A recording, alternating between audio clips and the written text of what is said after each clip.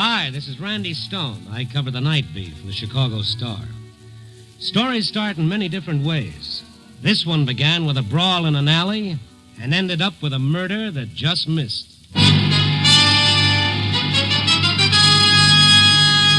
Nightbeat, starring Frank Lovejoy as Randy Stone.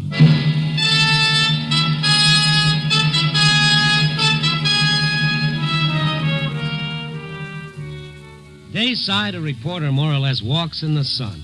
He talks to people in banks, offices, on street corners, doctors, druggists, housewives, salesmen, ball players. He gets a good look at their faces, and they get a good look at him. But Nightside is different. Stories are different, personnel different. Pugs, gangsters, singers, police, yeah, and lovers. Nobody hardly ever gets a real good look at anybody's face. Maybe it's better that way. Sometimes you see things in eyes that you don't want to see and feel things in looks that you don't want to feel. But I'm an after-hours boy, and that's what makes my copy. Like last Tuesday night, I was strolling down Rush Street, wondering if I'd be able to find a story somewhere in one of those sleazy gambling houses or bars or clip joints. I found one, not in any one of those places, but in an alley in the shadow of a cheap two-story apartment house. Take your hands off me! There were two men struggling. One was giving the other the full treatment. I figured two rummies having it out over the last drink in the bottle or a tap on the head robbery. Hey, what's going on there? When they saw me coming, the tall one ran off in the opposite direction. I went over to help the other one, slumped down in the alley. All right, now take it easy, old-timer. You're all right. Thank you, sir. Thank you most kindly. I'm afraid I got the worst of that. I'm afraid you did. You'll need a little first aid. Yes, All right, look, you stay right here. I'll phone the police No, and then... please. I'd rather you wouldn't. This is a private matter, and I don't want the police notified. Now, if you'll just give me a little assistance, I'll thank you for your concern and be on my way. Oh. What? Well, wherever you're going, mister, you aren't going to be able to get there without help. Maybe I better go with you. That would be most kind of you, sir. I'll put your arm over my shoulder. Yes, I'm indebted to you. I shall see that you are repaid for your efforts on my behalf. Yeah, I know, sure. Sure you will. You'll remember me and your will. Easy now. Your name, sir? Stone, Randy Stone. I'm happy to meet you, Mr. Stone. My name is Noah Arnold. Arnold? Seems to me I should know that name. Well, perhaps you do. Wait a minute. You see, I'm Judge Noah Arnold, Chicago District Court. And he was. As soon as we got out in the street light, I looked him over. I recognized him from pictures I'd seen many times in my own paper. And I'd thought he was some old bum in an alley brawl who didn't want me to call the police because he was afraid he was liable to get himself booked for vagrancy. After all, how often are you going to find a full-fledged judge getting mauled by a hoodlum in an alley? Well, I hailed a cab, took him over to his place on Riverside. We broke out the iodine and gauze compresses and patched him up, and then we broke out some rye. Here you are. Oh, thank you. Oh, that's much better.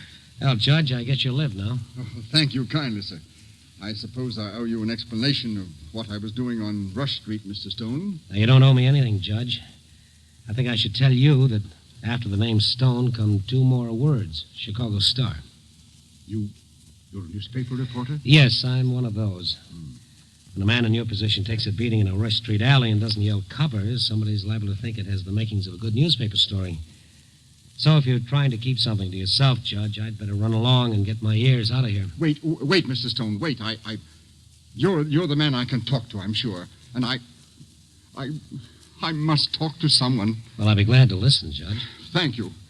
This whole affair concerns my daughter, Linda. She lives in the Falco Arms. On Rush Street? Yes, it doesn't seem plausible, does it?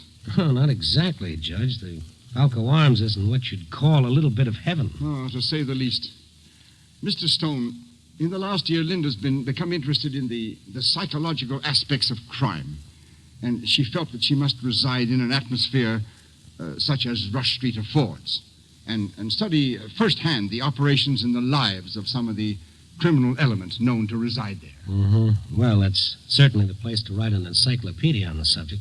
We quarreled when she disclosed her intentions, but Linda's a headstrong girl, and she she moved out of this apartment. And you went down there tonight? To try and persuade her to return home. Mr. Stone, I've practiced law, and I've sat on the bench some 35 years. I'm supposed to know what is right and what is wrong. I even sentence people to punishment according to my convictions. But in my own daughter's case, I'm afraid to pass judgment. Afraid to say what I think. What do you think, Judge? That my daughter is not just objectively interested in crime, but instead that she's had a taste of the gutter, and she likes it. He seemed very old and very tired and very sad, and I wanted to get out of there and not listen to him anymore. He took me to the door, I shook my hand weakly, and I was out of the night again. But I couldn't stop thinking about the way the judge had looked at me with helplessness in his eyes, and I couldn't forget the picture I'd seen on his desk. So I dropped by the Falco Arms apartment house on Rush Street to have a look at Linda Arnold. It's a pretty drab place with a pretty colorful landlady. No, she ain't here. She ain't been in here all afternoon and all evening. Everybody around here thinks I run a regular secretarial service. What do you think I do? Keep my eye on everybody every minute they come in and out of the door? I gotta eat and sleep and drink. And good night. I didn't do much good there, so I dropped downstairs at the Falco bar and found myself asking a question of my old friend Al the mixer. One beer, 2 bits. Al, ever heard of a girl named Linda Arnold? Linda Arnold? No. She lives upstairs in the Falco Arms. I thought she might drop in here occasionally. In here? Yeah. No. I saw her picture tonight. She'd blonde hair, blue eyes, 23... Or 4, maybe? Yeah. No. Oh, Al. Now, try me another question. Another question like what? Like, does this doll you're asking about travel around with a guy named Rocco Daly? Well, does she? Maybe. Sounds like the dame I see him with. Who's Rocco Daly? A hood with a look, Randy. Slow and sweet when it does the most good. Fast and hard when that does the most good. You know him well? No, just to look at. Uh-huh. Now, the girl, she's swift and soft and listens to him like he was somebody. But she doesn't belong with him, not his kind. I'd like to meet Rocco Daly. I'd like to meet this girl of his. Oh, that's nice. I'll introduce you. Hmm? That's them that just walked in. Over there in the corner having a schlag. Thanks. I'll introduce myself, Al. I remember what I said about him, Randy.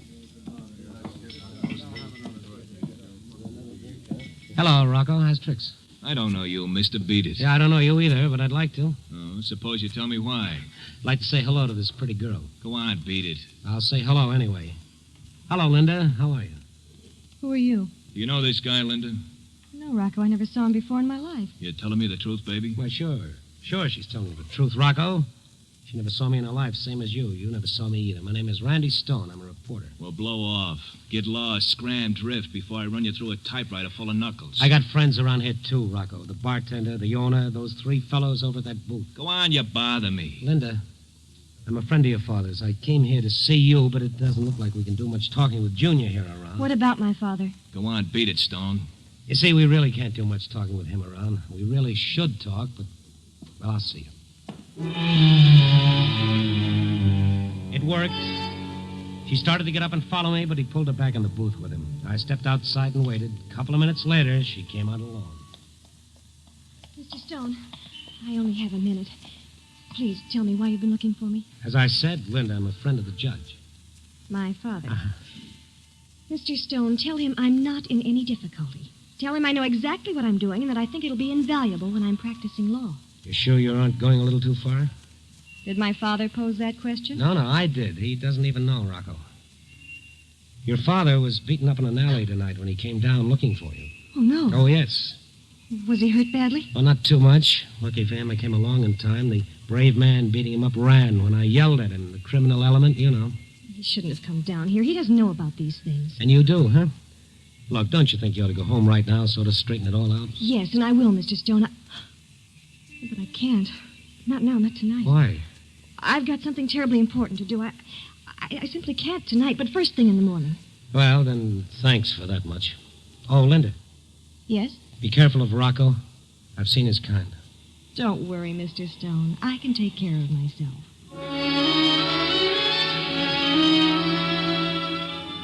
4 years of college, 2 years of law school, good clothes, and nice friends don't exactly equip you to handle the Rocco dailies on this earth. But then who was I to jump in and tell her what I knew about Rocco? About that time, it dawned on me I didn't know anything about him, so I put in a call to find out. The paper called me back 10 minutes later. Got the dope for you, Randy. Shoot. Daly, Rocco Daly, age 29, 14 arrests, 2 convictions, both for burglary. First sentence by Judge Connors, second sentence, Judge Arnold. What was that last name? I said the last time he was sent up, it was Judge Noah Arnold did it. Suddenly, Linda Arnold's association with Rocco Daly took on all sorts of horrible new aspects. You can find them in the dictionary, all under revenge. I didn't like the setup one bit. I grabbed a cab and I headed for her place. She was in this time. Her door was standing wide open. She was sitting on the edge of the sofa in the half-dark, staring out at nothing. There was a little ring of white around her lips. A nickel-plated .38 was sitting in her lap. Oh, Mr. Stone. I came here to wait just as Rocco told me. Yeah, that's right, Linda. Where'd you get the gun? Oh, this? Rocco gave it to me. Mm-hmm. Let's see it. Why not? That's been fired. Yes. Yes, that's quite right. That's exactly right, Mr. Stone. It's been fired 6 times. Yeah, at who? Where? What's been going on? I'd imagine that my mouth doesn't seem to work right. It doesn't take very long at all. Linda, what are you talking about? They say that you die in the electric chair very fast. I won't mind at all. I won't mind. Now, you listen to me. What is it? What have you done? What are you trying to say? It doesn't take any time at all. I won't mind it. Are you trying to tell me that you killed somebody tonight? They go off so quickly, so quickly. They're empty all of a sudden, and then you see a man crumple and fall, and you see his blood on the floor, and you see him dead. I wanted to know about crime. Now I know all about it. Mr. Stone, tell me, am I a good killer? Am I?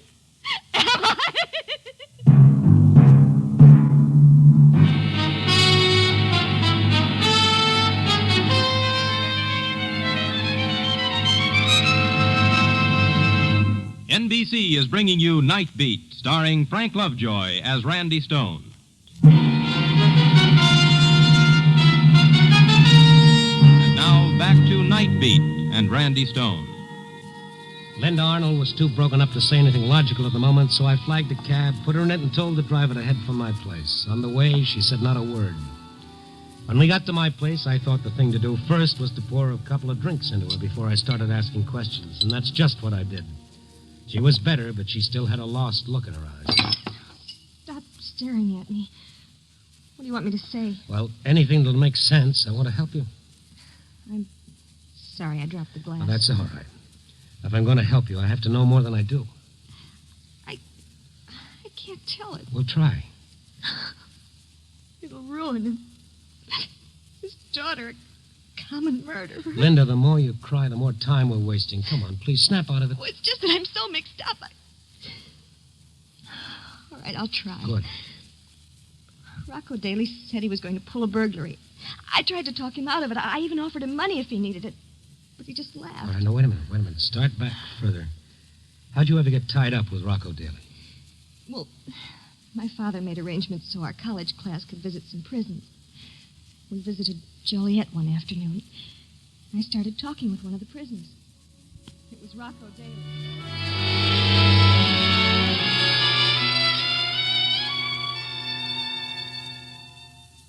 Don't be scared, honey. I won't bite you. I'm not scared. Of course, they got these bars here for a good reason. I'm a dangerous member of society. I might kill and steal and burn and do all kinds of nasty things if they let me as much as put one leg outside on the streets. Well, you did do something to get in here, didn't you? Oh, sure. Sure, I was the West End Terror. Get your pencil and your notebook out, and I'll tell you all about it. Let's see now. I was born with a silver spoon in my mouth. One my old man stole, of course. I went to the best schools, met the best people, played polo, went yachting, all that stuff. One day, my old man lost everything in the stock market, and I couldn't stand it. Here he was, down to his last dollar cigar. And my poor old lady with only one jar of caviar left in the icebox. It was enough to drive any sensitive young man like me to a life of crime. Now get out of here, you society thrill-seeker, and leave me alone before I pull these bars apart and teach you something. If you wouldn't mind, would you tell me calmly and politely what you did and how you got here? Calmly and politely. All right, you blue-nosed busybody, I'll tell you. I was born in a bed you wouldn't be found dead in. I grew up without enough to eat or enough soap to wash with, so I learned to take little things I needed here and there wherever I could find them. And the bigger I got, the bigger things I took. And one day they caught me. But I didn't care because I had 22 good years when they didn't catch me. Now put that in your notebook. I'm sorry. Sorry? You're about as sorry as the guy who pinched me. All you're looking for is a good story to bring back to your society sisters. Mr. Daly, you judged me wrong. I'm sincerely interested in criminal problems. You see, my father is a judge. Oh, now, lady, don't I know it? Your father's the man who put me in here. 2 to 5 years. I didn't know. You talk about finding out about crime. Well, you'll never learn anything about it in that gold-plated mansion on Riverside. You got to get down with the people where the pinch is on and find out firsthand. I'd like to. How can I do it? Well, it's easy. I'll be out of here in 4 months, August 1st. And I'll show you enough about crime to fill 50 notebooks like that one. All right, Mr. Daly. I'll meet you at the prison gate, August 1st.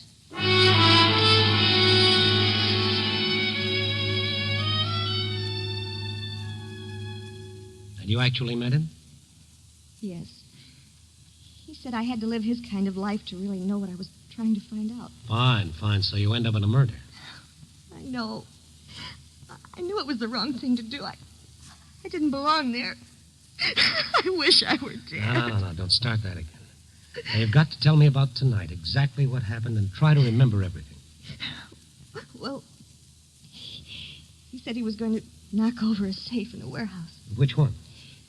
The Elliott Transfer Company on Douglas Street. Is that where you shot the man? Yes. He gave me a gun.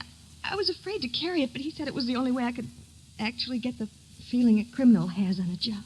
And you actually let him talk you into this? Something as dangerous as... I know it sounds stupid now, but I had to see what it was like. We went in the place. The watchman showed up at the wrong time. Pulled a gun and jumped on Rocco.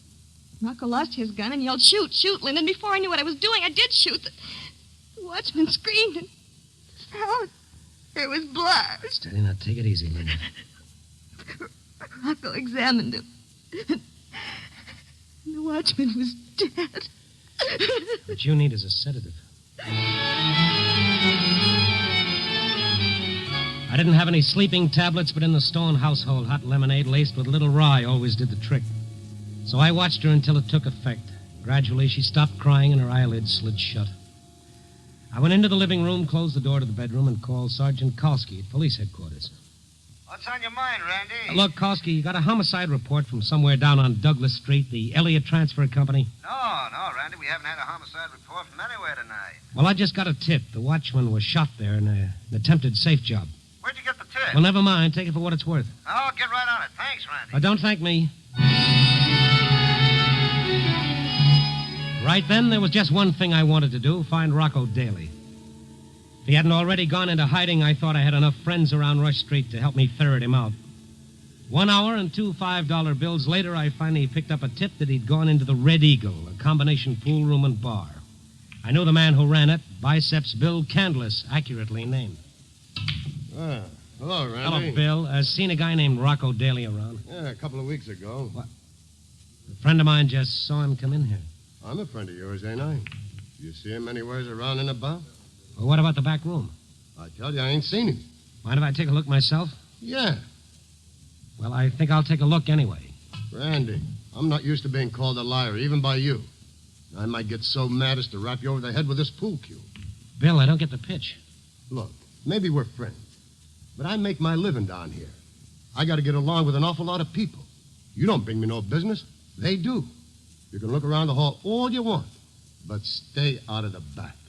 You're invading my private rights as a citizen.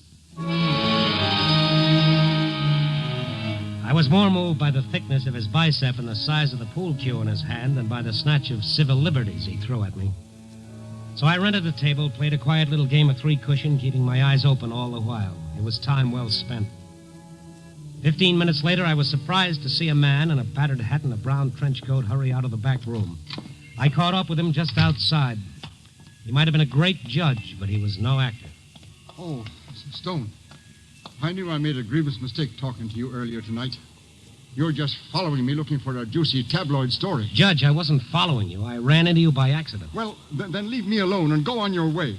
What were you doing in the back room of the Red Eagle? That young man is my business. Good day. No, it isn't. It's liable to become anybody's business. Will you let go of my arm before I call a policeman? Judge, you're in no position to call a policeman. What do you mean by that? What were you and Rocco Daly talking about in the back room? I never heard of a man called Rocco Daly, and I see no reason to answer you. All right, play it stuffy all the way down the line. But I know something you don't, and you're going to have to come clean with me to find it out. What do you know? I know where your daughter is. Let's go someplace private. We did. We went to his house. He was as nervous as a burglar all the way. As soon as we arrived there, he drank a glass of straight scotch, started to cry, and then pulled himself together long enough for me to get something out of him. He said my daughter killed a man tonight. I just couldn't believe it. He said he could hush the whole thing up for $25,000 he'd get out of town. Well, Judge, I'm sorry to say you walked right in one of the best shakedown rackets in the world. I'm surprised at you. Get a rich girl in a killing, make her buy her way out. That's the formula. You should know better. Well, what am I going to do? My reputation, my position, my career will all be destroyed. I think you better worry first about your daughter. Yes, I'll have to hide her somewhere. She's safe where she is. Now, Judge, look at it this way. If there was a murder and Rocco Daly was involved, he wouldn't dare go to the police. He knows what he'd get. Don't have to worry about him turning your daughter in because he goes with her. Judge, if I were you, I'd forget the blackmail. Your job's to worry about your daughter. How can you get her out from under a murder? Who are you phoning? The police. Now, just a minute. I won't... Hold on. I'm not going to tell them a thing. I'm just looking for information. Police headquarters. Sergeant Kalski, please. Just a moment. Sergeant Kolsky. Randy Stone, Sarge. Hey, I've been waiting for you to call. Something's really screwy. You mean the warehouse shooting? Yeah, something happened there, all right, but I don't think it's exactly what you heard it was. Well, what happened? I can't figure it out. There was some shooting, but the bullets were blanks. Yeah? We found the paper wadding all over the place. And the blood. Well, what about it? Well, it was all over the place, too, but it wasn't human blood. It came from an animal. Oh, well, I'll be up. What do you make of it, Randy? What was going on there? I haven't the slightest idea, Kalski. Not the slightest. You'll figure it out. Goodbye. I would have explained the whole thing to Kalski right then, but it seemed to me the judge rated first copy. When I gave him the good news, I thought he was going to collapse from relief. Then I left for my apartment to get Linda. I don't believe you. I don't believe you. It's some psychological trick you're trying to pull on me. It's the truth. The whole thing was staged. It was phony bullets, phony blood, and a couple of phony guys who flim-flammed. Stop it. I'm an adult. I was there. I know what I did. Linda, I'll take you to the police, to the scene of the crime. Prove it if necessary. I want to believe it, but I can't. I saw it. Yeah, well, look, smarter dames than you have been taken in by dumber guys than Rocco Daly. That's right, honey. Rocco. The guy's got it right down the line. Haven't you, nosy? Put the gun down. It might go off. Oh, shut up. Rocco, did I kill that man or didn't I? I said your boyfriend here was right, didn't I? You got to be beat over the head before you understand. You know, for a girl with a college education, you got a brain like a jerk. You never were serious about anything. You were just making a fool out of me all the time. You were making a fool out of yourself. I told you the first day I met you. You were just buying a ticket to the circus. Why don't you put that gun down, Rocco? Shut up, you! But now, honey, you're going to do something for me. What? You're going to see that I get out of the state. Safe. I won't help you again if I never help anybody. Think twice, honey. Think twice. Call up the judge. Tell him to send a car and a little money down here. And tell him it's for you. That you want to go on a vacation. No, I won't. Do it. Do it, or so help me, I'll pull a bullet right through you. Let me tell you something, Rocco Daly. I learned a lot down here with you and your kind. Guns, brass knuckles, blackjacks. You never use them unless the advantage is 3-1 in your favor. Deep down inside of you, you're afraid, insecure. You can't look an honest person in the face. I believe you call it yellow. Are you listening, Rocco? Now stay away from me. Stay away from me, both of you. Or so help me, I'll shoot. You wouldn't shoot anybody. Now give me that gun. Now get back. Get back, you crazy dame. Get back. Give it to me. You're asking for it? Watch it, Linda. I'll show you what honest courage looks like. Now don't make me do it. Don't! Give it to me. Get your hands up. I saw his trigger finger tightening, and then I jumped. I knocked his arm down, and the bullet plowed into the floor, and then I grabbed his wrist. He shot twice more, but they only hit the walls. I was too busy to notice what Linda Arnold was doing until Rocco Daly suddenly slumped in my arms and fell to the floor. She was standing over him with a Coke bottle in one hand. Do you think I killed him? No. He's just out for the count. I'll call the police. No. Let me do it. Since I started, I guess it's up to me to end it. Well, that about does it. It's all your show, baby. Yes, Randy. I think the lesson's over. I've learned all I want to know about crime.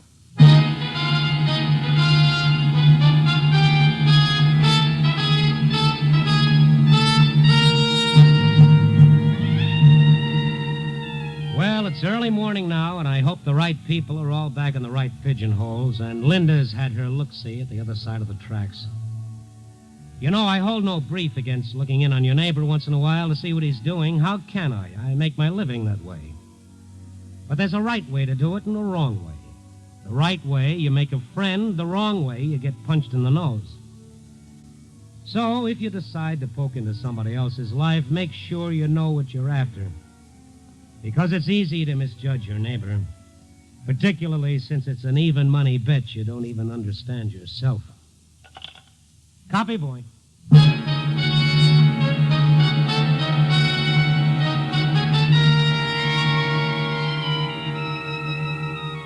Nightbeat, starring Frank Lovejoy, is produced and directed by Warren Lewis. Tonight's story was written by E. Jack Newman and John Michael Hayes, with music by Frank Worth. The part of Noah Arnold was played by Herb Rawlinson. Linda was Jane Webb. Others in tonight's cast were Peter Leeds, Lou Krugman, Jay Novello, and Bill Justine. Frank Lovejoy may currently be seen in Milton Sperling's production 3 Secrets, released by Warner Brothers. Listen next week at this time and every week as Randy Stone searches through the city for the strange stories waiting for him in the darkness.